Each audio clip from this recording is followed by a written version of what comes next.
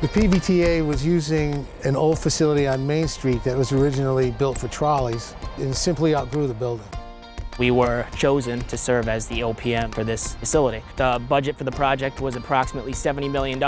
Once the construction manager was selected, the funding for the project had been reduced from $70 million to $55.7 million, at which point PVTA elected to reprocure the project through a Chapter 149, or design bid build. City Point took the lead going through the bid process a second time, ultimately settled on a local general contractor, Fontaine Brothers, whose bid came in at approximately $47 million, leading to a realized savings of approximately $8.5 million.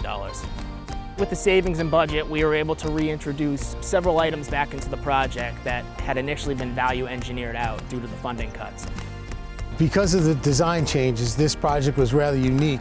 We added on to the building during construction, which meant re-engineering part of the building that was already re-engineered and seeing that the addition was put on in accordance with the plans and specifications. We are a transit and transportation focused firm.